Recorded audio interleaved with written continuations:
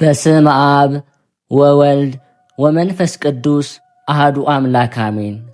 በክርስቶስ ክርስቲያን፣ በወልድ ውሉድ፣ በመንፈስ ቅዱስ መንፈሳውያን የተባላችሁ የእግዚአብሔር ቤተሰቦች፣ የቅድስት ድንግል ማርያም የአስራት ያደራ የጥበቃ ልጆች፣ በወደደን ባፈቀረን በክርስቶስ ፍጹም ሰላምታ ሰላም እላችኋለሁ። የአምላካችን የእግዚአብሔር ስሙ የተመሰገነ ይሆንልን። የእናቱ የእናታችን የቅድስት ድንግል ማርያም ለስሙ አጠራር ክብሩና ምስጋና ይግባት። የቅዱሳን መላእክት፣ ጻድቃን፣ ሰማዕታት እንደየተሰጣቸው ጸጋና ክብር ስማቸው የተመሰገነና የከበረ ይሆንልን። አሜን። በሀገር ውስጥም በሀገር ውጭም ያላችሁ የማኅደር ሚዲያ ተከታታዮች የእግዚአብሔር ሰላምና ክብር ከሁላችሁ ጋር ይሁን። እነሆ በዚህ ቻናል ሁልጊዜ በየዕለቱ መርሃ ግብር ስለምንለቅ ገድል፣ ጸሎት፣ ድርሳንና ስንክሳር የምናቀርብበት ሲሆን ይህንን ገድል፣ ጸሎት፣ ድርሳን በእምነት ብትሰሙ ከዲያብሎስ እስራት የምትፈቱበት ከተለያዩ ርኩሳት መናፍስት የምትጠበቁበት ስለሆነ እስከ መጨረሻው ታደምጡ ዘንድ በቅዱሳን ስም እንጠይቃችኋለን። ለአገልግሎቱም ለመደገፍ ሁልጊዜ ላይክ፣ ሰብስክራይብ እንዲሁም ሐሳብ አስተያየታችሁን በኮሜንት በማስፈር መንፈሳዊ ኃላፊነታችሁን እንድትወጡ እንጠይቃለን። እንኳን ለሊቀ መላእክት ለቅዱስ ዑራኤል ወርሃዊ የመታሰቢያ በዓሉ በሰላም አደረሳችሁ።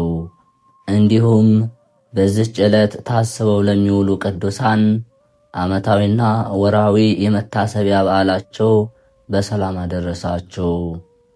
ከዚህ በመቀጠል የሊቀ መላእክት የቅዱስ ዑራኤል ድርሳን እናሰማለን። አንድ አምላክ በሚሆን በአብ በወልድ በመንፈስ ቅዱስ ስም በእውነት እናምናለን። ልመናው በረከቱ ከወዳጁ ከሕዝበ ክርስቲያን ጋር ይሁንና በጥቅምት 22 ቀን የሚነበብ የሚጸለይ የመላእክት አለቃ የቅዱስ ዑራኤል ድርሳን ነው። ጥንት የሌለውና መጨረሻውም የማይታወቅ ከዓለም መፈጠር በፊት ያለና ወደፊትም ለዘላለም የሚኖር ሕያው በሚሆን በእግዚአብሔር ስም ያለመጠራጠር እናምናለን። የሰማይና የምድር ኃይላት ሁሉ ለገናናነቱ በመፍራትና በመንቀጥቀጥ ለሚሰግዱለት ለሱ በመለኮት አንድ ለሆነ በሦስትነቱም እንሰግዳለን። ዳግመኛ ፍሬዎች በየወገናቸው እንዲያፈሩ ላደረገና ምድርም በልዩ ልዩ አበባዎች ያስጌጣት ለሱ እንሰግዳለን። እነሆ የበረሃ አበባ በጌትነቱ ትእዛዝ አብበው መልካም መዓዛን ሰጥተዋልና። ሦስተኛም እሱ በቸርነቱ እህልን ለምግብ ዘርን ለዘሪ ዝናብንም ለሳር ይሰጣልና ለሱ ክብር ምስጋና መገዛትና መስገድ ይገባል ለዘላለሙ በእውነት።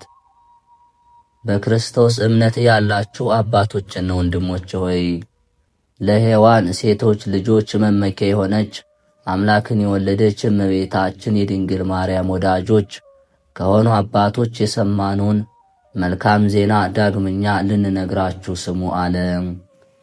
ዳግመኛም የጌታችን ኢየሱስ ክርስቶስ ወዳጅ ከሚሆን ከወንጌላዊ ዮሐንስ ደቀ መዝሙር ከአብሮኮሮስ መጽሐፍ አግኝቶ ከጻፈው የእመቤታችን የድንግል ማርያምን ቅዳሴዋን ከደረሰው ስለ መልአከ ብርሃናት ቅዱስ ዑራኤልም ከብዙዎች መጻሕፍት የብህንሳው ኤጲስቆጶስ አባ ሕርያቆስ የተገኘውን መልካም ዜና እንነግራቸዋለን።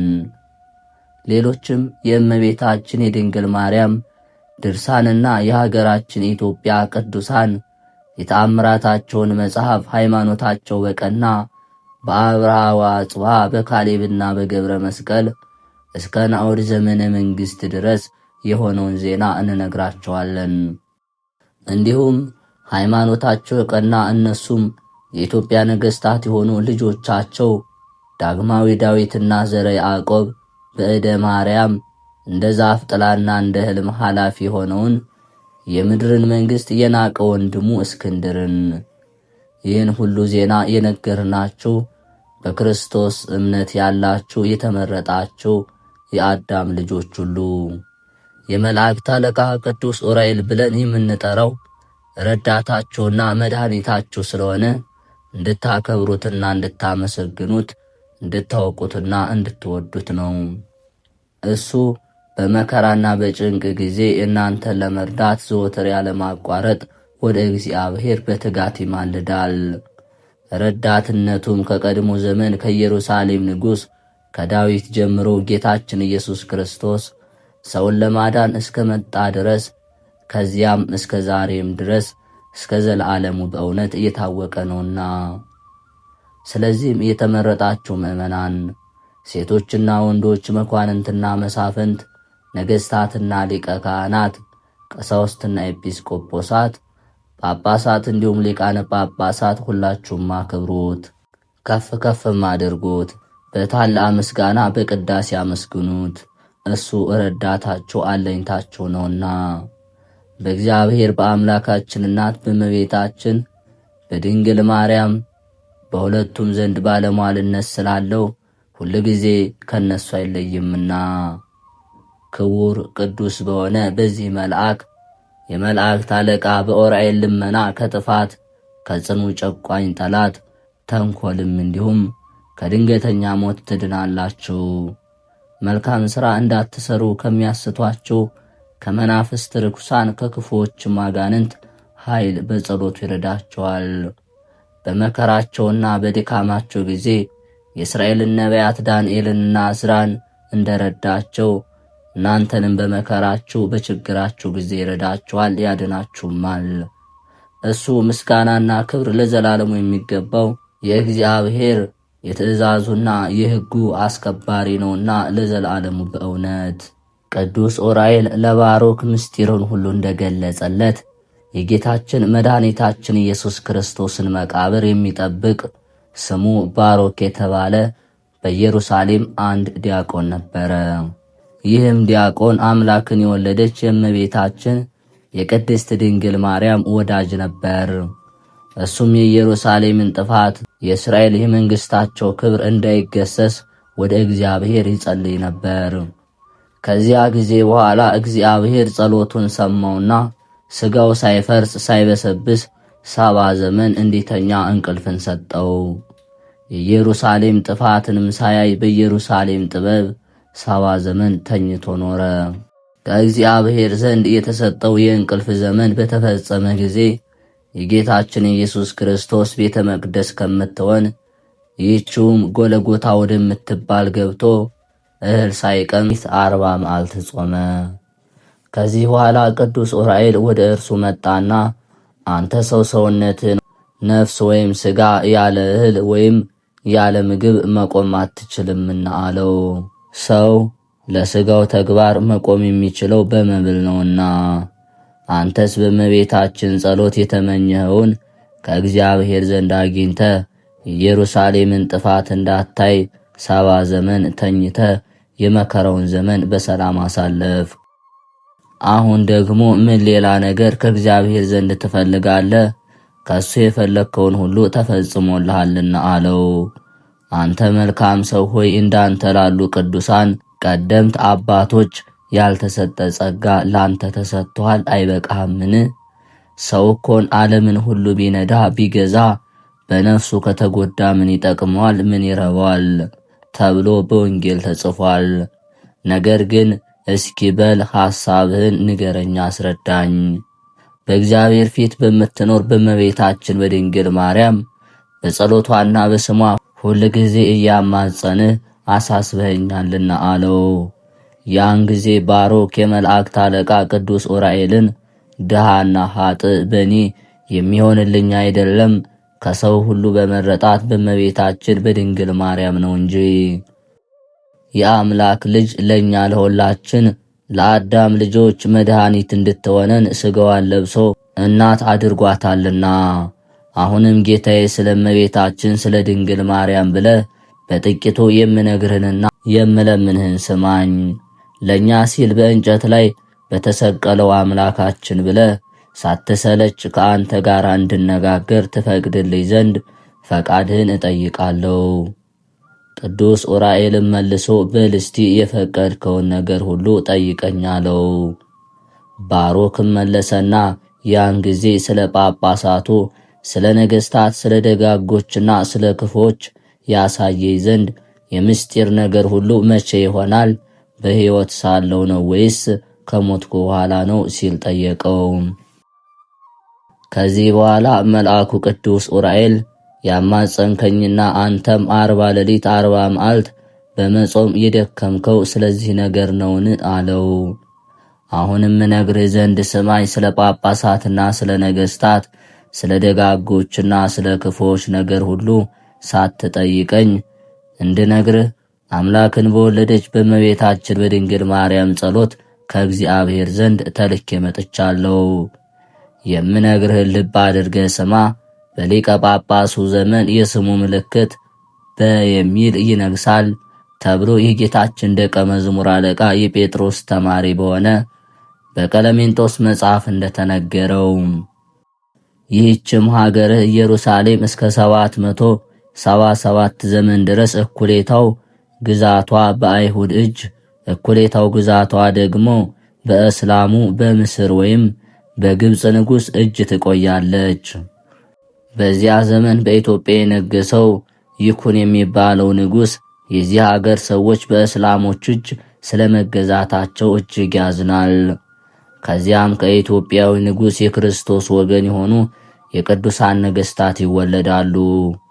የአንደኛው የመጀመሪያው ስሙ ወ ሲሆን የሁለተኛው ደግሞ ስሙ ደ ሲሆን የአራተኛው ደግሞ ይህ የአምስተኛው ደግሞ እ ሲሆን ከስድስተኛው እስከ ሰባተኛው ከወ እስከ በ ሲሆን የስምንተኛው ከደ እስከ እ የዘጠነኛው ና ይሆናል። በእነዚህም በዘጠኙ ነገሥታት ዘመን በኢትዮጵያ ውስጥ ሰላምና ደስታ ይሆናል።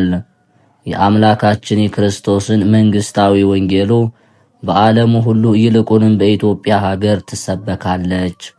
ከ7000 ዓመት በኋላ በዓለም ላይ ሰላምና ደስታ ይታጣል። በመጨረሻውም የአረማውያኑ ዘመን በመሆኑ ፍቅር በየጊዜው እየጎደለ ይሄዳል።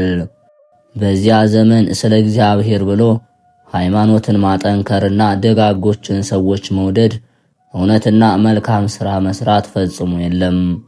ከመነኮሳት ማኅበርም ሆነ ከካህናት ወገን ሁሉ ወንዶችና ሴቶች በመልካም ሥራ የሄዱም ጻድቃን ይመስላሉ። በውስጣቸው ግን ተንኰለኞችና ሐሰተኞች ሴሰኞች ናቸው።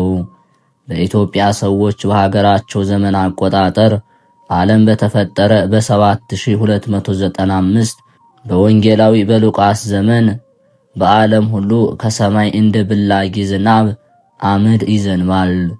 ያን ጊዜ ከካህናት ወገን የእግዚአብሔር የመሠዊያውን ሕግ በእውነት የሚጠብቃት ስለሌለ የእግዚአብሔርን በረከት ከእግዚአብሔር ቤተ መቅደስ ይርቃል።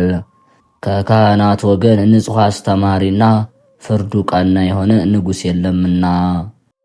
አመድ ከዘነመ ከ2 ዓመት በኋላ እንደ አሞር ሀገር እባብ ወይም ዘንዶ ጅራት ያለው ኮከብ ይወጣል። አመድ በዘነበ ከ32 ዓመት በኋላ ነፍስና ሥጋን የሚጎዳ ረሃብ ይሆናል። ከ40 ዘመን በኋላ እንደገና እንደ ፈረሶችና ጅራት ጭራ ያለው ጥቁር ኮከብ ይወጣል። አመድ በዘነበ በ57 ዓመት የአረማውያን ጠላታቸው የሚሆን ይነግሳል። አመድ ከዘነመ በኋላ የአረማውያን ነገሥታት አምላካችን የሰጣቸውን 77 ዘመን ካለቀ በኋላ ኃይልና ግዛታቸው የላቸውም። ዳግመኛ መጋቢት 29 ቀን ጥቂቶች የከዋክብት ምልክቶች ይታያሉ። አመዳይ ወይም ውርጭ በዘነበ በ70 ዓመት በኅዳር 7 ቀን በራሱ ላይ 3 የመስቀል ምልክት ያለው አንድ ኮከብ ይወጣል። ከዚህ በኋላ የአረማውያን ዘመን ያልቅና የስሙ ምልክት እና ተብሎ ከተመለከተው ንጉሥ የተወለዱ የኢትዮጵያ ነገሥት ያሸንፏቸዋል። ከ70 ዓመት በኋላ 2 ከዋክብት ከፀሐይ መውጫ ወጥተው በጌታችን በኢየሱስ ክርስቶስ ደም በተቀደሰች ቅድስት ሀገር በሆነች በኢትዮጵያ ላይ ይቆማሉ። በእነዚሁ ዓመታት በዚሁ ሀገር ውስጥ በአመዳዩ ዘመን የተሸሸጉ ቅዱሳኖች ሁሉ ይሰባሰባሉ። አመድ ከዘነመ ከ4 ዓመት በኋላ የጌታችን ኢየሱስ ክርስቶስ ሰማዕት የሆነ በፊቅጦር በገድሉ መጽሐፍ እንደተነገረው የስሙ ምልክት ቴ ተብሎ የተመለከተው ይነግሳል። ከወንጌላዊ ማርቆስ ወንበር ተሹሞ ከወጣ ጳጳሳቸው ጋር ቅዱሳን የሆኑ የኢትዮጵያ ካህናት ይወጡና በግብፅ ምድር በአባ ሲኖዳ ደብር ውስጥ የሃይማኖት ጉባኤ ይደረጋል። ይኸውም የሃይማኖታቸው ቀጥተኛ በሆነ በቅዱሳኖች ዘንድ ሁሉ የታመኑ የሆነና እውነተኛ አካላዊ ቃልን ከሥጋዊ ጋር አንድ ባህሪ መሆኑን የሚያስረዳ ነው። አምላክን የወለደች እመቤታችን የድንግል ማርያም ወዳጅ ሆነ ሃይማኖቱ ከቀና ንጉሥ የተወለዱ ሁለቱ የኢትዮጵያ ነገሥታት ከነሱ ጋር ይገኛሉ። ከዚያም በቀናች የእስክንድር ሃይማኖት የሮምን ሰዎች ረቷቸዋል ወይም ያሸንፏቸዋል። በዚያ ዘመን በኢትዮጵያ ውስጥና በዓለም ሁሉ ሰላምና ጸጥታ፣ ጥጋብ፣ ፍጹም ተድላ ይሆናል። ቀለሜንጦስ ለእናቱ እንደተናገረ እናቱም ጌታችን ኢየሱስ ክርስቶስ በሐዋርያቶች ላይ አለቃ አድርጎ ለሾመው ለሐዋርያት አለቃ ለአባታችን ቅዱስ ጴጥሮስ እንደተናገረችው ያን ጊዜ እግዚአብሔር እስከ ዓለም መጨረሻ በረከቱን ይሰጣልና። ይህንን ቃል ዲያቆኑ አባ ባሮክ ከመላእክት አለቃ ከቅዱስ ዑራኤል ተቀብሎ ቅዱሳኖች ለሆኑ ለወንድሞቹ ተናገረ ወይም አስረዳ። እነሱም ጽፈው ለዘላለሙ ምስጋና ገንዘቡ የሚሆን በጌታችን በኢየሱስ ክርስቶስ መቃብር በጎለጎታ ውስጥ አኖሩት። ይህ የመላእክት አለቃ ቅዱስ ዑራኤል ድርሳን ያመጣጡ ዜና በጥር ወር አስቀድመን እንደተናገርነው አሁንም ዳግመኛ እንናገራለን።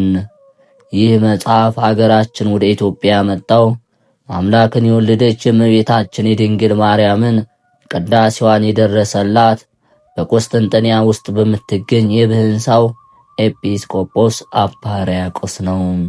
የመጣውም የአክሱም ገበዝ የሚሆን እንበረም ሊቀ ካህናት በነበረበት ጊዜ ሁለቱ የኢትዮጵያ ነገሥታት አብርሃና ጽብሃ በነገሱበት ዘመን ነው።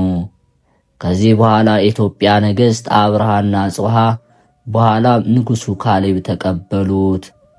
በጣዕመ ዜማው አንደበቱ ያማረ ካህኑ ያሬድና ዓለምን የናቀ የሮሙ ንጉሥ ጻድቁ አባ አረጋዊ ከንጉሡ ገብረ መስቀል ጋር ሳሉ ይህን መጽሐፍ በክብር ተቀበሉት።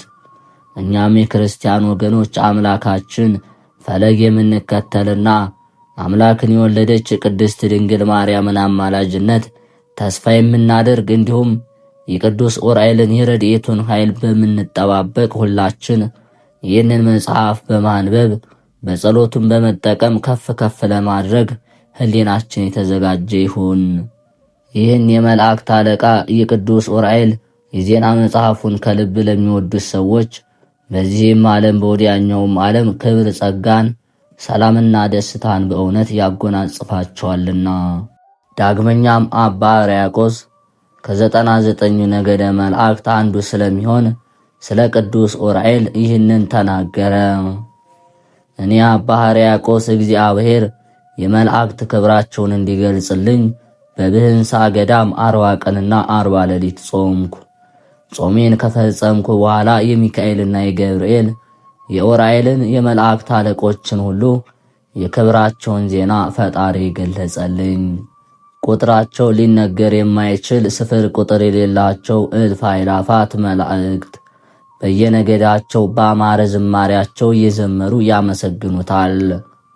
ክንፋቸው 6፣ ዓይናቸውም በሁለንተናቸው የመላ ሱራፌልና ኪሩቤል ቅዱስ ቅዱስ ቅዱስ እጹብ ድንቅ እያሉ ይዘምራሉ፣ ያመሰግናሉ። ይህን ሁሉ ከሰማው በኋላ እያንዳንዱን ሹመት ገለጸልኝ። የዑራኤልንም ሹመት ጥር 22 ቀን እንደሆነና ዳግመኛም ለዘላለሙ ለባሮቹ የምህረትና የቅርታ አማላጅ ይሆናቸው ዘንድ ቃል ኪዳን የተቀበለበት ሐምሌ 21 ቀን መሆኑን ገለጠልኝ። እግዚአብሔርን የሚያውቅ ጦረኛና ፈረሰኛ፣ የሚያስፈራ ኃይለኛ ጎበዝና ነፍሰ ገዳይ የሆነ ስሙ ጎልያድ የተባለ አንድ ኤሎፍላዊ ሰው ነበር። እግዚአብሔርም ለእስራኤል ልጆች ጠላት ወይም ተቃራኒ ሲያደርገው በሱ ላይም በዘባነ ኪሩቤል ላይ የሚኖር በመፍራትና በመንቀጥቀጥ በሱራፌል አንደበት የሚመሰገን ምስጋና ገንዘቡ የሚሆን እግዚአብሔር የመቅደሱ አገልጋይ የሆነውን መልአኩ ኡራኤልን የበቀል አምላክ አድርጎ አስነሳበት። ይህም ጎልያድ ከቶ ኃይሌን ልትቋቋም ትችላለህን? ይልቁንስ ለእኔ ተገዛ፣ ለአማልክቶችም ስገድ ሲል ለእስራኤል ንጉሥ ለብንያሚው ለቄስ ልጅ ለሳኦል መልእክተኞችን ላከበት። ነገሬን አቃለህ አልቀበል ብትል ሀገርህ ሁሉ ይጠፋል፣ ሕዝብህንም ከብርሃን ይታወራሉ፣ ጽዮንንም በሐዘን ትጨልማለች በማለት ዛተበት። መልእክተኞቹም ወደ ሳኦል ሄዱና የነገሩን ሁኔታ በማጋነን ነገሩት። ሳኦልም ለመልእክተኛው እስከ ነገ ቆዩኝ፣ የሚሆነውን ሁሉ እነግራችኋለሁ አላቸው። ይህንንም ካለ በኋላ ከፎቅ ላይ ወጣና አምላኬ የእስራኤል አምላክ ሆይ ባሮችህን ይቅር በላቸው፣ እኔንም በድዬ ከሆነ ነውር የሌለውን ንጹሕ መሥዋዕት የሚያቀርበውንና በትክክል የሚያስተዳድራቸውን ንጉሥ አንግስላቸው ሲል ወደ እግዚአብሔር ጸለየ። ኢሳይያስ በፊትህ መንገድህን የሚጠርግ መልእክተኛዬን እልካለሁ እንዳለ እንደዚሁ ሕዝብ እስራኤልንና የሕግህ ማደሪያ የሆነች ጽዮንን ከጥፋት የሚያድን መልእክተኛህን ላክ። አምላካችን ሆይ የነቢያትን ልጆችና ሌዋውያን ካህናትን ይቅር በላቸው፣ የተቸገሩትን በኃይልህ እርዳቸው፣ አንተ መድኃኒትና ሕይወት ነህና በማለት ጸሎቱን ፈጽሞ ወደ ጎልያድ ወደ መልእክተኞቹ ተመልሶ መጣ። በማግስቱም የጎልያድን መልእክተኞች እንዲህ አላቸው፣ እኔ በፈረስና በሰረገላ ኃይል የማሸንፍህ አይደለም። የእስራኤል አምላክ ትምክህትህን ወይም ትዕቢትህን ባየ መጠን ድል አደርግሃለሁና በሉት አላቸው። መልእክተኞቹም ከንጉሡ ከሳኦል የተነገራቸውን መልስ ተቀብለው ሄዱና ጎልያድ ለተባለው ለአርበኛው ንጉሣቸው ነገሩት።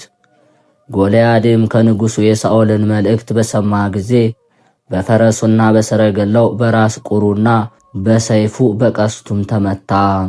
እግዚአብሔር ይህንን በቆሻሻ ቦታ የተጣለ ንጉሥ ነኝ ባይ በጠላቱ በጎልያድ ላይ ስለ ትምክህትና ስለ ልቡ ተንኮል ተቆጣ።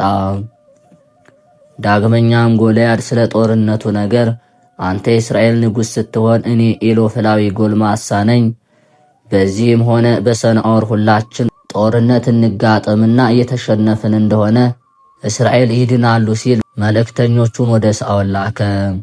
የኢሎፍሊ ጦረኞችም ኃይላቸውን ከእስራኤል ጦረኞች ኃይል ይበልጣልና።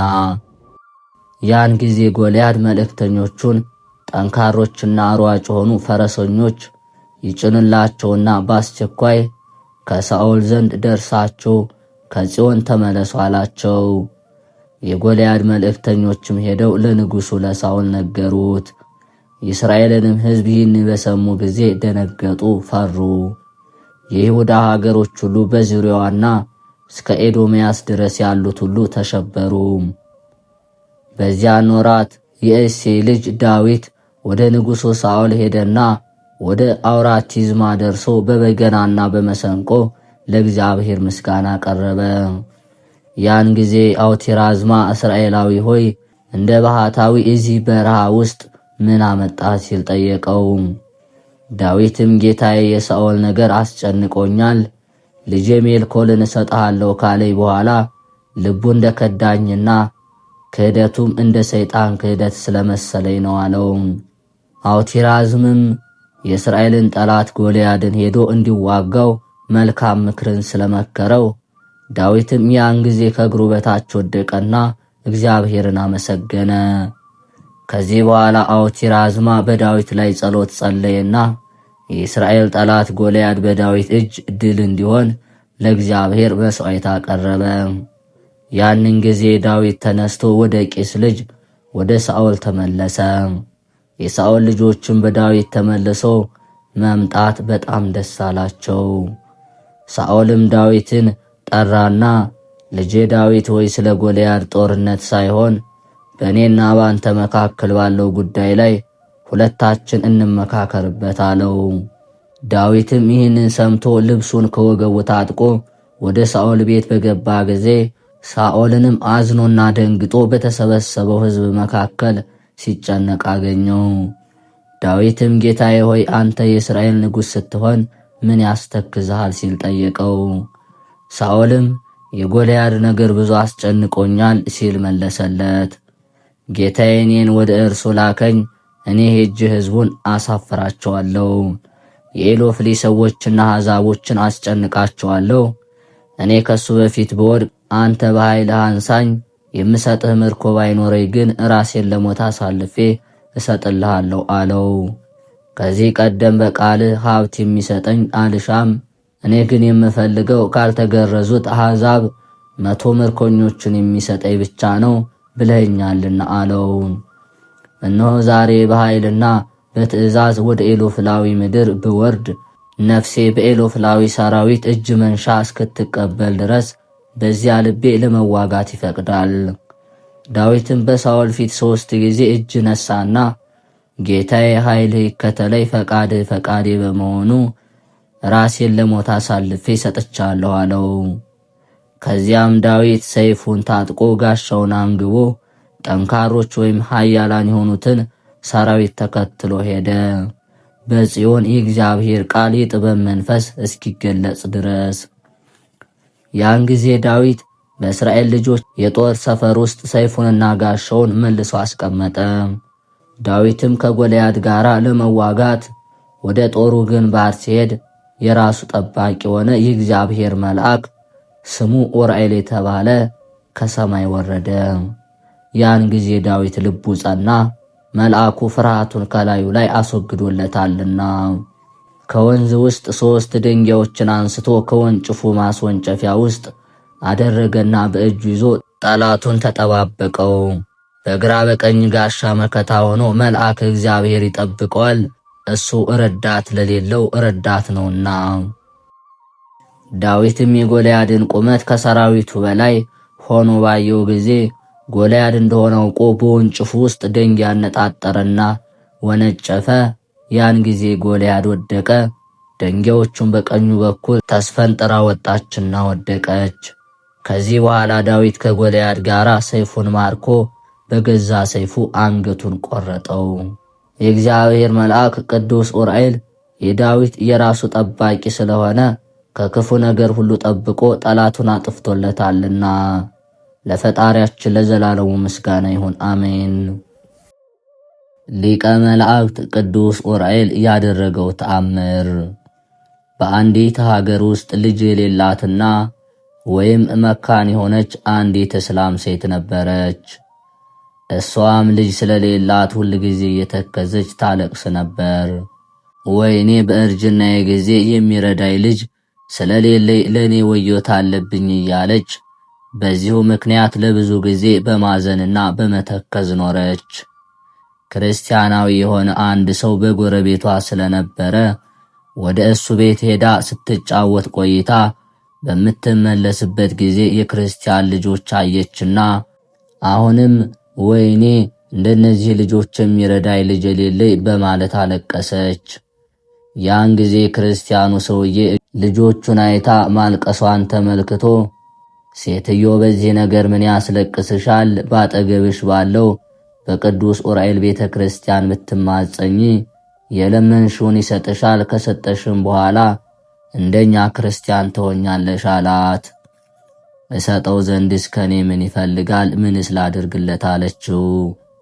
እሱም ካንቺ ምንም የሚፈልገው ነገር የለም፣ ነገር ግን የችሎታሽን ያህል ስዕለት ተሳይ፣ ያን ጊዜ ልጅ ይሰጥሻል አላት። በዚህም ምክር ሰውነቷ ስለረካና የቅዱስ ኡራኤልን ፍቅር በልቧ ስላደረ በማግስቱ ዶሮ ሲጮህ ከመኝታዋ ተነስታ ከባሏ ጋር ወደ ቅዱስ ኡራኤል ቤተ ክርስቲያን ሄደች። ከዚያም ከቤተ ክርስቲያን ቅጽር ገብታ በበሩ አንጻር ቆማ ሰው ሳያያት ልጅ ስጠይ በማለት እያለቀሰች ትሰግድ ጀመር። ብዙ ጊዜ እየሰገደች ቆየችና በእውነት በተቃጠለ የተመስጦ ልቦና ወይም መንፈስ እነሆ ለቤተ ክርስቲያንህ ገንዘብ እንድሰጥ ስለተሳልኩኝ ልጅም ከሰጠይ በኋላ ስለ አንተ ፍቅር ክርስቲያን ሆናለሁ አለች። ከዚህ በኋላ ይህችው ምስላም ሴት ከአጸዱ ስር ቁጭ ብላ እንዳለች እንቅልፍ ያዛት። ያን ጊዜ የመላእክት አለቃ ቅዱስ ዑራኤል በእጁ በትረ መስቀል እንደያዘ መጥቶ ሴትዮ አንቺ እስላም ስትሆኚ ከዚህ ምን አመጣሽ አላት። ይህንንም በተናገራት ጊዜ ከግርማው የተነሳ ደነገጠች፣ ፈራችም። ከእንቅልፏም ነቅታ እንደገና ትለምንና ታለቅስ ጀመር። ዳግመኛም በግልጥ በአንድ ቄስ ተመስሎ መጣና ከ8 ቀን በኋላ እድፍሽን አጥበሽ ነጭ ልብስ ለብሰሽ ነይ፣ እኔም አምላኬን ልጅ እንዲሰጥሽ እለምነዋለሁ። አንቺም ሁል ጊዜ እዝችው ቦታ እየመጣሽ ለምኝ አልቅሽ አላት። እነሱም ነገሩን ተገንዝበውና በንጽሕና ቆይተው ነበርና ከ8 ቀን በኋላ በድሮ ጩኸት ነጭ ልብስ ለብሳ ከባሏ ጋር ተመልሳ መጣች። ከዚያም የመላእክት አለቃ በሚሆን በቅዱስ ዑራኤል ቤተ ክርስቲያን በበሩ አንጻር እንደ ቀድሞ ገብታ ቆመች። ልጅ ሰጣት ዘንድም እየሰገደችና እያለቀሰች ወደ ቅዱስ ዑራኤል የህሊና ልመና ወይም ጸሎትን ጀመረች። በዚህ ሁኔታ ሳታወላውል ከባሏ ጋር 3 ቀን በመመላለስ ለመነች፣ አለቀሰችም። ከ3 ቀን በኋላ ከባሏ ጋር ወጥታ እንደ ልማዷ ስትለምንና ስታለቅስ ቆየች። ልመናዋንም ከፈጸመች በኋላ ከአጸዱ ስር ተቀምጣ እንቅልፍ ያዛትና እስከ 1 ሰዓት ድረስ ተኛች። ያን ጊዜ ቅዱስ ዑራኤል እንደ ቀድሞ ተገለጸላትና በእጁ የመስቀል ምልክት ያለበትን የወርቅ ዘንግ ይዞ መጣና አንቺ ሴትዮ አሁንስ ልመናሽ ተሰምቶልሻል፣ አምላካችንም ፈቅዶልሻል። ወንድም ልጅ ትወልጃለሽ። ነገር ግን እንደ ስዕለትሽ ከወለድሽ በኋላ ክርስቲያን እንድትሆኚ አሁን ወደ ቤትሽ ግቢ አላትና ከፊቷ ተሰወረ። ወደ ቤቷ ተመልሳ ስትሄድ ይህንን ያየችውን ራእይ ለባሏ ነገረችውና ደስ እያላቸው ወደ ቤታቸው ተመለሱ። ከ9 ወር በኋላ ይህችው እስላም ወንድ ልጅ ስለወለደች ከባሏና ከቤተሰቧ ጋር ደስ እያላት በፍጹም ደስታ የቅዱስ ዑራኤልን ተአምራትና የእግዚአብሔርን ሥራ ደነቁ። ልጇም 6 ወር ከሆነው በኋላ ከቅዱስ ዑራኤል ቤተ ክርስቲያን ዘንድ ሄዳ የተሳለችውን ስዕለት ለቤተ ክርስቲያኑ ጠባቂ ሰጠች። እሷም የፊተኛው እምነቷን ትታ በክርስቲያን ሃይማኖት አመነችና ተጠመቀች። ልጇንም በአብ በወልድ በመንፈስ ቅዱስ ስም አስጠመቀችው። ሌላዋ ከእርሷ ጋር ያደገችውም እስላም ቅዱስ ዑራኤል ያደረገውን ይህንን ተአምራት ባየች ጊዜ አመሰገነችና ተአምር ሰሪ በሆነ በቅዱስ ዑራኤል ቤተ ክርስቲያን በክርስቲያን ሕግ ተጠመቀች። ከዚህ በኋላ የቅዱስ ዑራኤልን ቤተ ክርስቲያን ባለ ዘመናቸው ሁሉ በሰላም በደስታ ሲያገለግሉ ኖሩ። የቅዱስ ዑራኤል ጸሎቱ በረከቱ ለዘላለሙ ከወዳጁ ጋር ይሁን፣ አሜን። የተከበራችሁ የልዑል እግዚአብሔር ቤተሰቦች ከዚህ በመቀጠል የሊቀ መላእክት የቅዱስ ዑራኤል መልኩን እናሰማለን። ዑራኤል ሆይ ከመልኮች ሁሉ ይልቅ የአንተን መልክዓ ጸሎት እወዳለሁ። የመልክ ስነ ጸዳል በደመ ወልድ እግዚአብሔር የታተመ ነውና። ዑራኤል ሆይ እግዚአብሔር ኃይሉን የሚገልጽበት መልክዓ ብርሃናት አንተነህ። በዕለተ ስቅለት በደመ ወልድ ዓለምን ለመቀደስ ከሁሉ ይልቅ አንተ ተሰይመሃልና ስለ ክብርህ የሰማይ መላእክት አደነቁ። ዑራኤል ሆይ ያለመናገር በጥንት አርምሞ ከነፋስና ከእሳት ለተፈጠረ ተፈጥሮ ሰላም ላለው ዑራኤል ሆይ የይቅርታና የቸርነት የክብር መልአክ ነህና ስለኛ ስለ ሰው ልጆች ወደ ልዑል እግዚአብሔር ማልድ። አማላጅነት ዘወትር ከጥፋት ያድናልና። ከማርና ከወተት ይልቅ ለሚጥመው ስም አጠራር ሰላም ላለው ዑራኤል ሆይ ክንፍ በደመ ወልድ እግዚአብሔር የተነከረ የታለለ ነውና ለዓለም ሁሉ መድኃኒት ትሆን ዘንድ ግሩም የሚሆን የእግዚአብሔር ሥልጣን በክብር ከፍ ከፍ አደረገ። ዑራኤል ሆይ እሳታዊ ያልሆኑ ስዕርተ ርእስህና ለርእስህም ሰላም ላለው ዑራኤል ሆይ ባሕረ እሳትን በዋና የምታሻግር ዋናተኛ ነህና ከዚህ ዓለም የጥፋት ባህር ታሻግረን ዘንድ ኃላፊ ጠፊ በሚሆን አንደበታችን ሁል ጊዜ እንማልድሃለን። ዑራኤል ሆይ ችግረኞችን ለሚመለከቱ ዓይኖችህና የቅዱሳንን ጸሎት ሰምተው ወደ እግዚአብሔር ለሚያቀርቡ አእዛኖች ሰላም እላለሁ። ዑራኤል ሆይ ቀያን እሳታዊ ያልሆኑ ጉንጮችህና ከዚህ ዓለም ሽቶ ልዩ መዓዛ ላላቸው አእናፎች ሰላም እላለሁ። ዑራኤል ሆይ የደጋጎች ምስራቃውያን የሰባ ሰገል መሪ ኮከባቸው አንተነ። እግዚአብሔር ወልድ ከድንግል ማርያም በሥጋ በተገለጸ ጊዜ እስከ ቤተልሔም እየመራ አድርሳቸዋልና። ዑራኤል ሆይ ያለ ዝምታና ያለ ቸልታ ፈጣሪያቸውን ለሚያመሰግኑ አፍህና ከናፍርህ ሰላም እላለሁ። ዑራኤል ሆይ ትጉህ የሆንክ የትጉሃን አለቃ እንደመሆነ ሁሉ ዓለምን ለመቀደስ የእግዚአብሔር ልጅ በፈሰሰው ደሙ እኛን የቅድስት ወንጌል ልጆች አድነን ቤዛም ሁነን። ዑራኤል ሆይ በደዌ ሥጋ በደዌ ነፍስ የተያዙትን ሕሙማን ለሚፈውስ ቃልህና እስትንፋስህ ሰላም እላለሁ። ዑራኤል ሆይ ሰማያዊ አገልጋይ ቄስ ነህና ምድርን በከበረ በክርስቶስ ደም እንደባረካት እንደዚሁ ቤተ መቅደስህን ሕያው በሚሆን በክርስቶስ መስቀል ባርካት። ዑራኤል ሆይ የሚያስፈራና የሚያስደነግጥ መብረቅን ከተጎናጸፉ ክንፎችህና መትከፍት ጋራ ባለመለያየት በስረ ወጥነት ለሚገኙ ክሳድህና ጉርኤ ሰላም እላለሁ። ዑራኤል ሆይ ክቡር የምትሆን ሰማያዊ መልአክ ነህና በዕለተ ስቅለት ዓለምን ለመቀደስ የክርስቶስን ደም በምድር ላይ በምትረጭበት ጊዜ የተአምራትህ ቃለ ማጽነቅ ድምፅ በምድራችን ላይ ተሰማ አስተጋባ። የተአምራትህ ቃለ ማጽነቅ ድምፅ በምድራችን ላይ ተሰማ አስተጋባ። ዑራኤል ሆይ የምስጋናን መጎናጸፊያ ለተጎናጸፈ ዘባን ሰላም እላለሁ። የቅዱሳንን ጸሎት ተቀብሎ ከሥላሴ ለሚያደርሰው እንግዳህም ሰላም እላለሁ። ዑራኤል ሆይ የሱራፌል ጓደኛ የእግዚአብሔር ቤተ መቅደስ አገልጋይ መልእክተኛ እንደመሆንህ በፊትህ የምንመላለስ የእኛን ጸሎታችን ወደ አብ አቅርብልን አድርስልን። የዓለም ባለሟል የታመንክ አማላጅ ነህና። ዑራኤል ሆይ የመስቀል ምልክት ያለበትን የተአምራትንና የማዳን በትረ ተአምር ለጨበጡ እጆችና ሕፅን ሰላምታ ይገባል። ዑራኤል ሆይ በብቸኛው ተጓዥ በያዕቆብ ትመሰላለህ። ከተከታዮቿ ከዮሴፍና ከሰሎሜ ጋር ድንግል ማርያምን እየመራ ከምድረ ሎዛ እስከ ደብረ ቁስቋም አድርሳታልና። ዑራኤል ሆይ በተፈጥሮ ኅብረታቸው ለሚያስደንቁ ለእጅህ መዝራዕትና ክንድህ ለወርችህ ለመዳፍህ ሰላም እላለሁ። ዑራኤል ሆይ ማኅበርን የምትባርክ ደገኛ ካህን ነህ እኮን። በየጊዜው እርዳን ጠብቀንም፣ ለጠላትም አሳልፈህ አትስጠን። እርዳታ ሀገርን ከጥፋት ሕዝብን ከስደት ያድናልና። ዑራኤል ሆይ ለእጆችህ ጣት ሰላም እላለሁ። በጣቶችህ ጫፍ ላይ ለሚያንጸባርቁ ጽፍሮችህም ሰላም እላለሁ።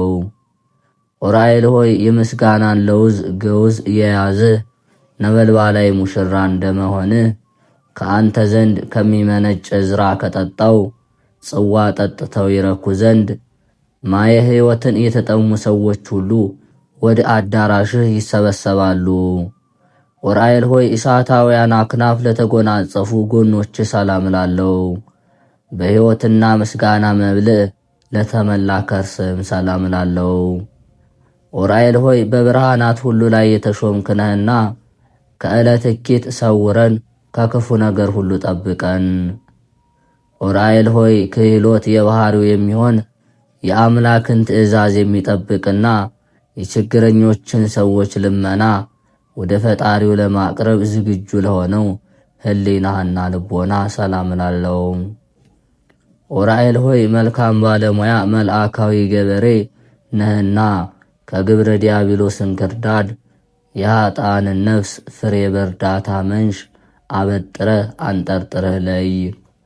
ዑራኤል ሆይ የመለኮት መንፈስ ኃይል አድሮ ለተጠቀመባቸው ውሳጣውያን ገንዘቦች ሰላም እላለሁ።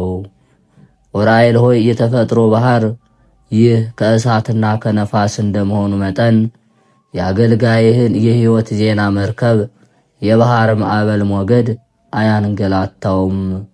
መስቀል ዜና በወልድ እግዚአብሔር ደም ታትሟልና። ዑራኤል ሆይ አጋንንትን ሰይፎ አቃጥሎ የሚያጠፋ ነበልባላዊ ሰይፍን ለታጠቀ ወገብህና ህንብርት ሰላም እላለሁ። ዑራኤል ሆይ አምላካችን እግዚአብሔር የይቅርታና የሕይወት ዝናብ በምድራችን ላይ ያዘንብ ዘንድ እንዲሁም የእርሻችን አዝመራ በዝናብ አብቅሎ በፀሐይ አብስሎ ለምግብነት እንዲያበቃ ከፈጣሪ ዘንድ ምሕረትን ማልደህ ለምን። ዑራኤል ሆይ በአንድነቱና በሦስትነቱ ለሚሰገድለት አምላክ ስግደትና ለሚያስቀድሙ ለሁለቱ አብራኮች እሳታውያን አቋያጾች ሰላም እላለሁ። ዑራኤል ሆይ በየጊዜው በየዕለቱ በየሰዓቱ የምታብብ የሃይማኖት ፍሬ ነህ። አበባነትም ለሱ የታደሙትን ደስ የሚያሰኝ የመርአዊ ክርስቶስ አበባ ነው። ዑራኤል ሆይ ለእርዳታ ፈጽመው ለሚፋጠኑት እግሮችህና ሰኮና ሰላም እላለሁ።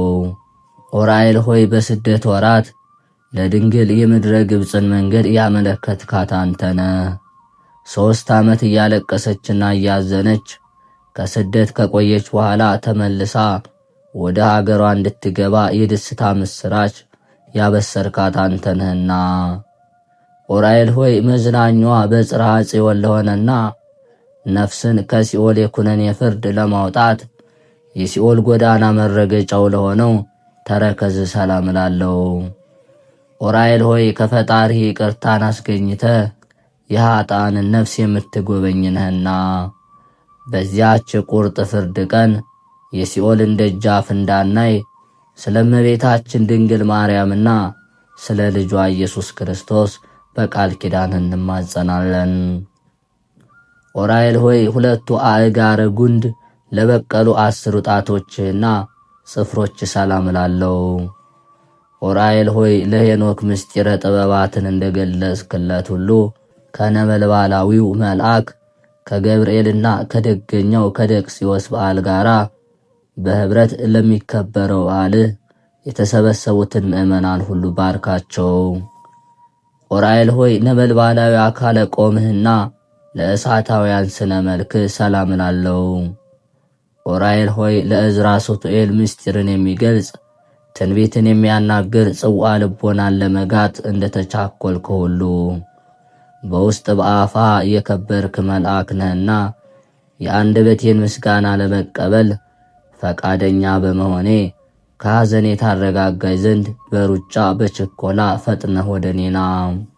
አቤቱ በወልድ የከበረ ደሙ መረጨት ዓለም ትቀደስ ዘንድ ከተራራ ወደ ተራራ ከቦታ ወደ ቦታ በመዘዋወር ትኩሱን የሚያቃጥለውን የመለኮት ደም የረጨህ ዑራኤል ሆይ ለዓይን ደስ የምታሰኝ የጥበብ መፍለቂያ ምንጭ አንተ ነህና ከእግዚአብሔር በተሰጠ ክንፈ ረድኤት ስትከንፍ መጥተህ አፋጣኝ እርዳታ አድርግልን። አቤቱ የእግዚአብሔር ወልድ ከሙታን ተለይቶ በዕለተ ሰንበት በሥጋ የመነሳቱ ምስራች ምስጢራዊ ቦታ በሚሆን ለቅዱሳት አንስት የገለጽህ ዑራኤል ሆይ ሰማያዊውን ምስጢረ ነገርና ምድራዊን መፍቀደ ነገር እናውቅ ዘንድ ልዩ ልዩ ቋንቋዎችን ግለጽልን። ዑራኤል ሆይ ይህች የበዓለ ሲመት ዕለት እጅግ የከበረች የተመረጠች ናት። ከድንግል ዕረፍት በኋላ ቃል ኪዳን የተቀበልክባት ቀን ናትና።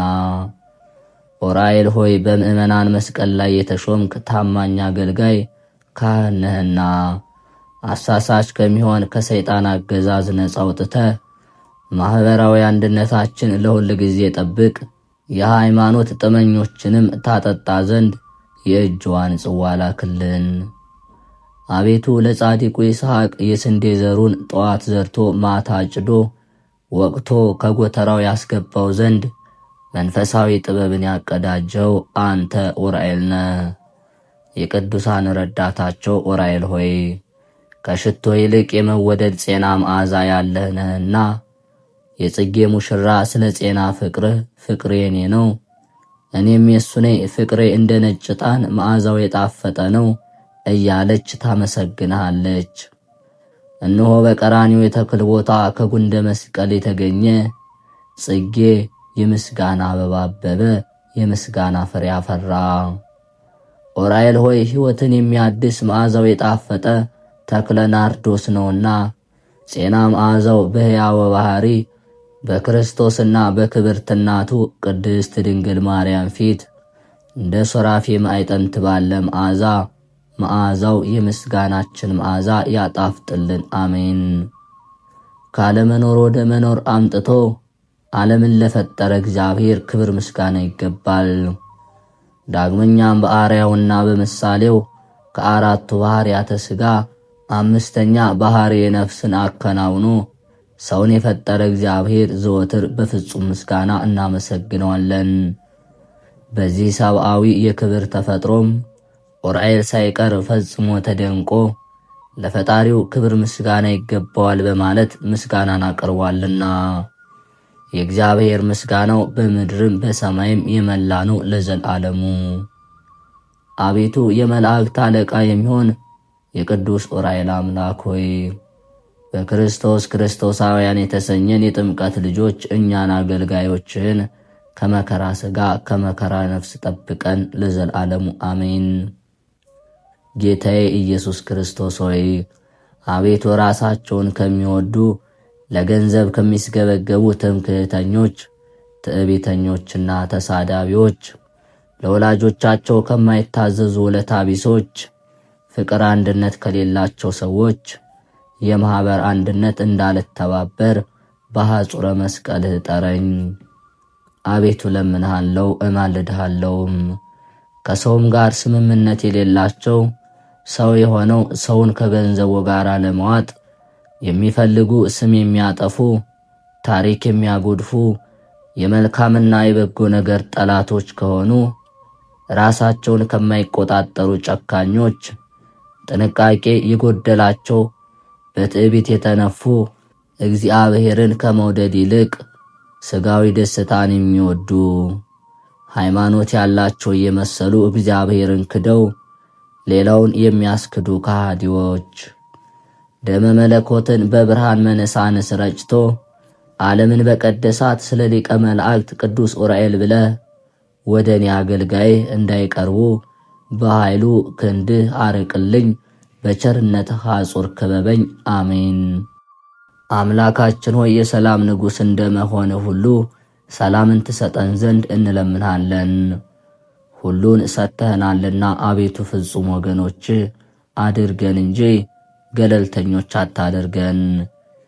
አቤቱ ለሀገራችን ለኢትዮጵያ ሃይማኖትን በማያስለውጥ አንድነትን በማያናውጥ ሁኔታ የስልጣኔ በር ክፈትላት። አቤቱ ቅዱስ ስምን እንወዳለንና ከፍ ከፍ አድርገን እንጂ ከክብር አታሳንሰን። ዘመን የማይለውጠውን ጊዜ የማይሽረውን ሰላምን በሁላችን ልቦና ውስጥ ቅረጽ። አቤቱ እንደ በደላችን ሳይሆን እንደ ቸርነትህ ይቅርታ ይደረግልን። በዚህ መጽሐፍ ጸሎት የጸለየውን የሰማውንም ጸሎቱን ሰማይ ያሳርግልን፣ ሰላምህንም አብዛልን ለዘላለሙ አሜን። የተከበራችሁ የልዑል እግዚአብሔር ቤተሰቦች ከሊቀ መልአክ ከቅዱስ ዑራኤል በረከቱን ረድኤቱን ያሳትፈን፣ በተሰጠው ቃል ኪዳንም ይጠብቀን ለዘላለሙ አሜን። በመጨረሻም የማኅደር ሚዲያ ተከታታዮች ይቅርታን እንጌጠየቅን በህመም ምክንያት ነውና የዛሬው ድምጹም አንዳንድ የመቆራረጥ ባህሪ አለውና በያላችሁበት በጸሎት አስቡን። በሀገር ውጭም በሀገር ውስጥም ያላችሁ እግዚአብሔር አምላክ በያላችሁበት ይጠብቃችሁ፣ መንፈሳዊ ድጋፋችሁም አይለየን።